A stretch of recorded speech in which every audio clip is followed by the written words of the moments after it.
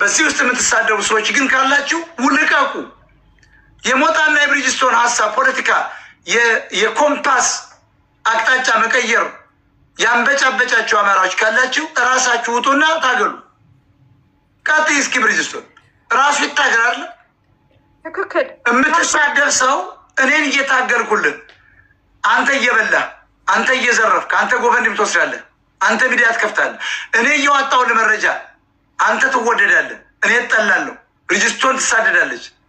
ለማን ብለህ ነው? የአማራ ብሔርተኝነት ለቃችሁ አትሂዱ ካልክ አንተ ውጣና ስራው እያልነው ቀጥይ ሂጅበት።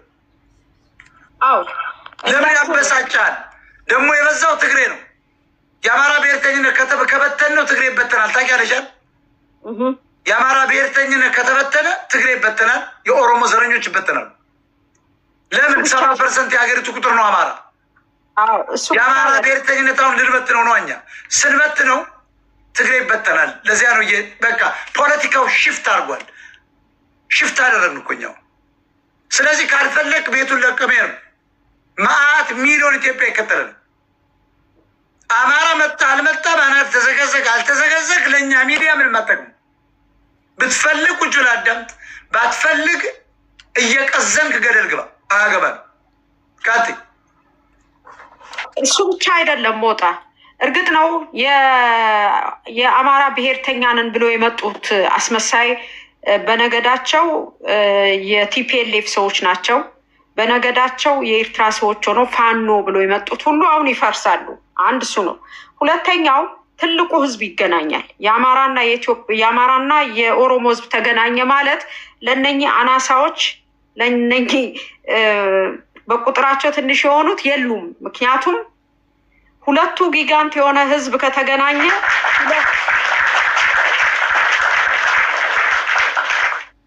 ሁለቱም ትልቅ ነው። ሁለቱም የተማረ ኃይል አለው። እየተቀባበለ አገሪቷን ያስቀጥላል።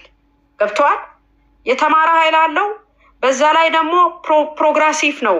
እንደነዛ በምንድን ነው ስሙ በአንዲት ሽልጦና በማትረባ ማነው ስማ ቁልቋልዬ መሀል የቁልቋል ሳንዱች በልቶ ቀንጭሮ ያደገ ሳይሆን በስነስርዓት ተመግቦ ቫይታሚን ኒውትሪሽን ያገኘ ነው። ያስባል፣ ያስተውላል።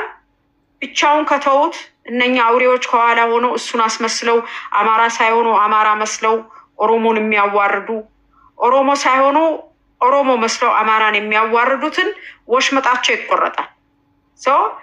አሁን የኦሮሞ ህዝብ ችግሩ የአማራ ህዝብም የኦሮሞ ህዝብም ማን በስሙ እንደሚነግድ አሁን የተረዳ ይመስለኛል አብዛኛው።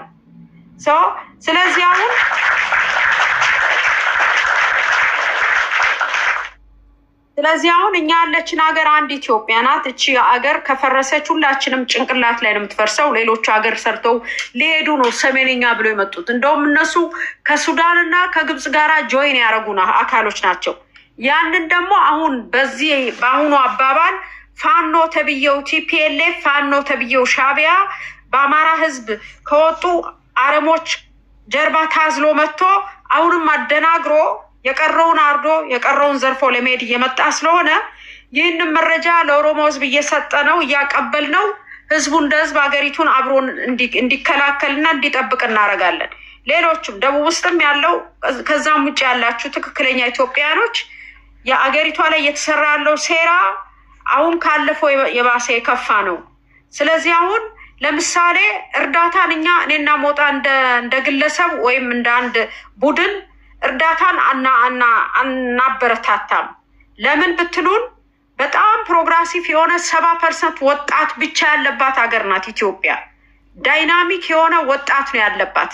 ይህንን ወጣት አሸማቀን አገሩን ነስተነው ሰርቶ እንዳይበላ አድርገን ግራ ባጋባነው ህዝብ ላይ እየተመጻደቅን የበሰበሰ የሳጓቱራ እንጀራና የውሻ ትውከት የመሰለ ወጥ በካሜራ እየተደገፍን አንሰጠው። ለዚህ ወጣት ሰፊና በጣም ልቅ የሆነ የሚመራመርበት ታለንቱን የሚያደርግበት አትሞስፌር እንዲመጣ ነው የምንፈልገው።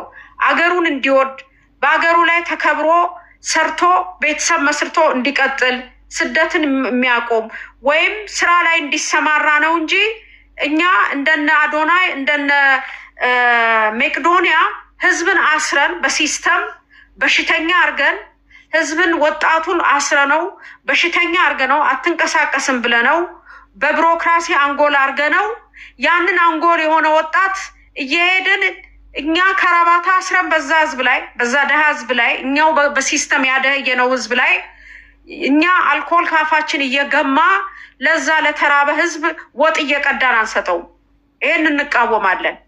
ምክንያቱም ሲስተሙን ያደየው በጣም ዳይናሚክ የሆነ ዓለምን የሚቀይር ፓወር ያለው ወጣት ኢትዮጵያ ውስጥ አለ። እድሉ ነው ያልተዘረጋለት፣ እድሉን ነው ያጣው። በቢሮክራሲ አንጎል ሆኖ ነው። ምክንያቱም አንድን ነገር ሄዶ ለማስፈጸም በገዛ ሀገሩ በአፓርታይድ ሲስተም ፊደል የሌለው ቋንቋ አምጥተው ይሄንን ማመልከቻ እንደገና ሌላ ኤክስትራ ከፍለህ ይሄን የዘረጋው ኤርትራዊ ሻዕቢያ ነው። ስለዚህ ከፍለህ እንደገና በገዛ ሀገርህ ባይተዋር ሆነህ አስተርጓሚ እያመጣህ ነገሮች ሁሉ ሰልችተው ገንዘብም አልቆ እድሜም አጥሮ ነርቭም ተበጣጥሶ እንድትተውና ተስፋ ቆርጠ መንገድ ላይ ስትወድቅ ደግሞ እነኛው የሲስተሙ ባለቤት እንደነ አዶናይ አይነቱ ኔክስት ጄኔሬሽን አሁን የሁለተኛው ጄኔሬሽን ነው። በሲስተም ሀብቱን ኢኮኖሚውን ሚዲያውን ስለያዘ ለአንተ የሀገሩ ባለቤት አረንጓዴ አፈር ይዘህ የተወለድከውን ከላይ ከድንጋይ ስር እንደ እንሽላሊት የወጣው በጣም ማይኖሪቲ የሆነ በቁጥር ማይኖሪቲ የሆነ አንተን የኦሮሞውን ልጅ አንተን የአማራውን ልጅ እንዲመጸውት አንፈቅድም። ይሄ ሲስተሙ ያደየው ሲስተሙ የዘረጋው ስለሆነ መስራት ትችላለህ። አረንጓዴ አፈር ነው ያስከው። እድሉን መክፈት ነው ለአንተ። እድሉን አትሞስፌሩን መልቀቅ ነው። ያንን አያረጉትም። ምክንያቱም ለማኝና በሀገሩ ተስፋ የቆረጠ ወጣት አፍርተዋል። በሀገሩ እንዳይኮራ አንገቱን ደፍቶ እንዲሄድ አድርገውታል። እያፈናቀሉት ነው። ውጣ ከዚህ ይሉታል። አገርህ አይደለም ይሉታል። በቢሮክራሲ አንጎል ያደርጉታል። እንዳለ ቢሮውን የያዙት እነኙ ሁለት ማይኖሪቲ የሆኑ ጭራሽ ሌሎቹ እንደውም አገር ነን ብለው ተገንጥሎ የሄዱ ናቸው። ይህንንም ነገር እኛ አናበረታታም። ልመናን አናበረታታም። ኢኖቬሽን ነው የምናበረታታው። ቻይና በለማኞች አይደለም እዚህ የደረሰችበት ቴክኖሎጂ ላይ ደረሰችው። ለህዝቧ ለዜጋዋ እድሉን አስፍታ ሰጥታው እንደፈለገ ሰርቶ ሞክሮ ነው አገሪቷን የዓለም ኢኮኖሚ ቁንጮ ላይ ያደረሰው።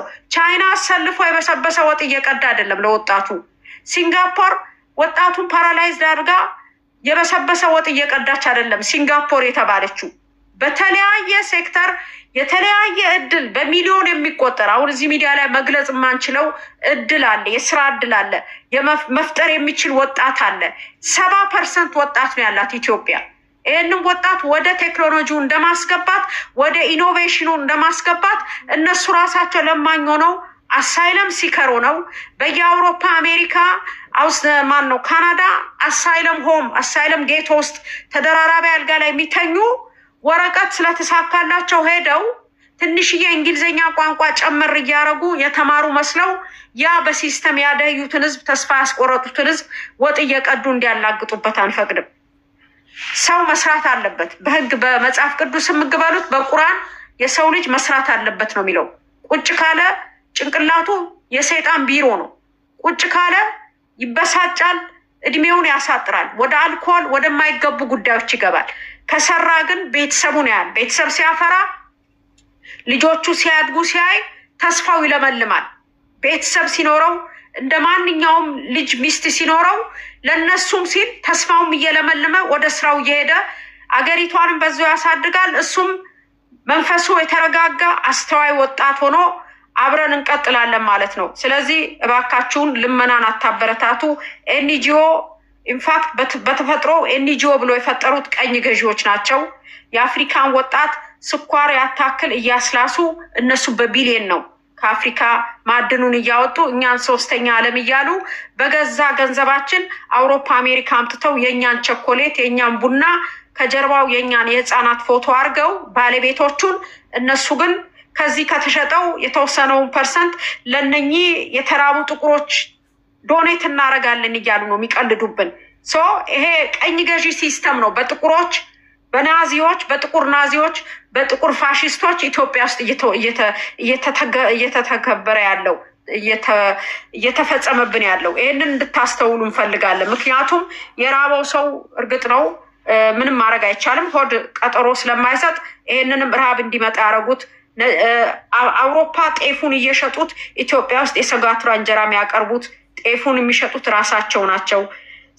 ስለዚህ ህዝቡ በዚህ እንዲጠናከር ነው። ሌላው የ50 ዓመት ፖለቲከኞችን ጠርገን ከፖለቲካ ከሴራቸው ወጣቱ ጠርጎ እንዲያባረራቸው አንዳርጋቸው ጽጌ፣ ብርሃኑ ነጋ፣ እነ ገዱ አንዳርጋቸው፣ እነ ይልቃል እነኚህ ሁሉ የዚህ ፋሽስት ግሩፕ ልደቱ አያሌው ቫይረስ ተሸካሚዎች ናቸው።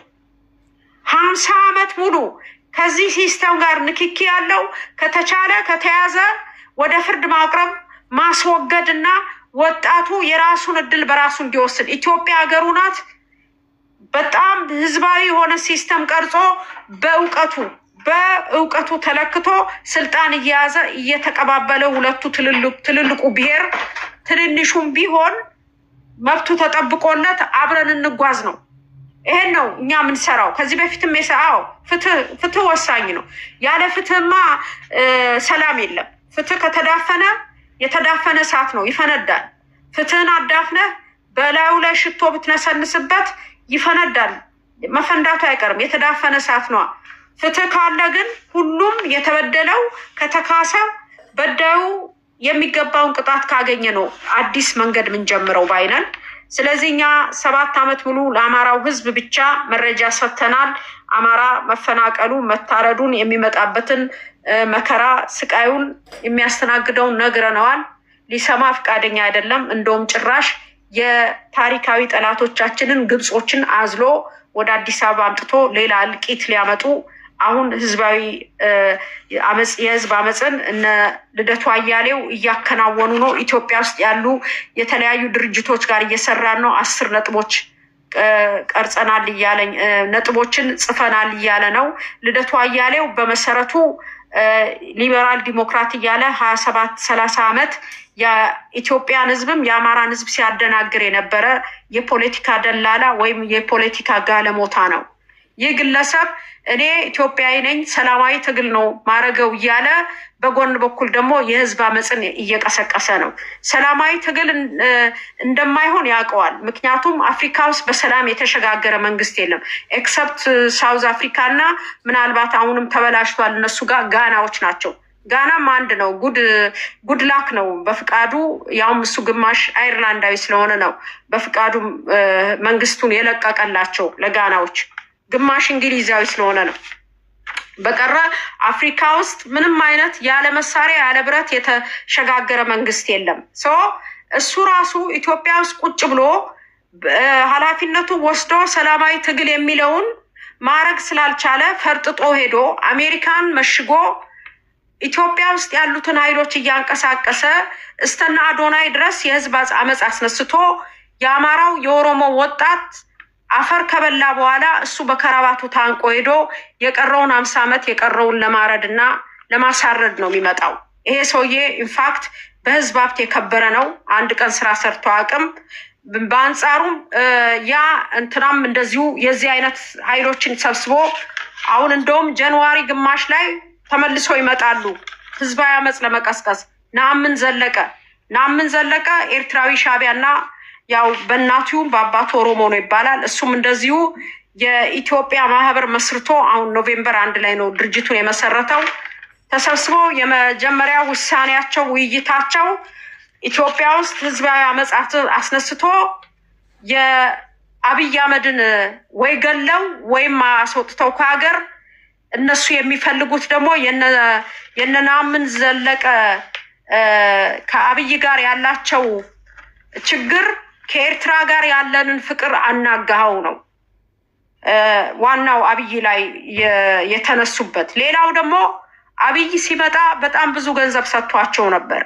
አሁን ሲያዩት በጣም ብዙ ገንዘብ ከአፍሪካ እየወጣ ስለሆነ ኢትዮጵያ ውስጥ ያሉት ባለስልጣኖች ሁሉም ባለመሬት ባለቤት ባለሀብት ስለሆኑ ብሩ በቂ አይደለም ጨምርልን ነው።